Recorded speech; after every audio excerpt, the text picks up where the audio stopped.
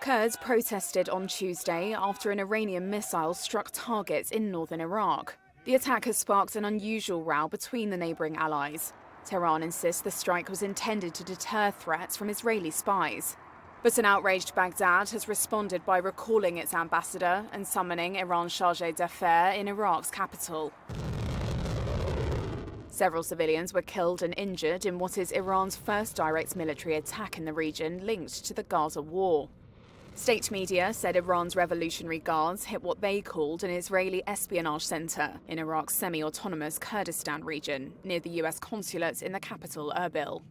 The Guards said the late Monday assault was in response to Israeli atrocities against several of its commanders and on Iranian allied forces in the Middle East since the conflict started. Israeli government spokesperson Avi Heyman said he would not speculate when asked at a press briefing about Iran's assertion that it struck a Mossad site.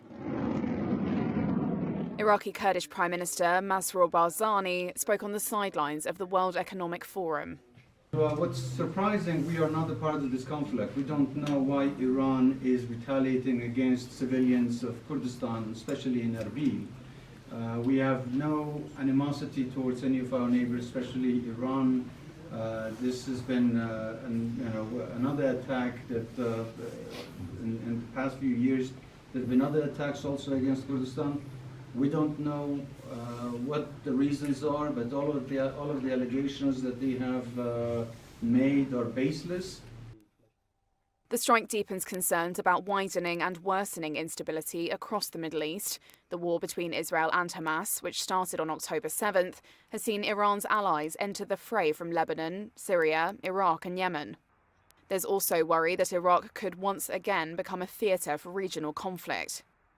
That's after a series of US strikes on Iran-linked militant groups that also form part of Iraq's formal security forces, in response to dozens of attacks on US forces in the region carried out since October 7th. Iraq's foreign ministry said Baghdad would take all legal steps against what it called a violation of sovereignty. Tehran said it respected the sovereignty and territorial integrity of other countries, but it was its legitimate right to deter national security threats. Iran, which supports Hamas in its war with Israel, accuses the US of backing what it calls Israeli crimes in Gaza. The US has said it backs Israel in its campaign, but has raised concerns about the number of Palestinian civilians killed.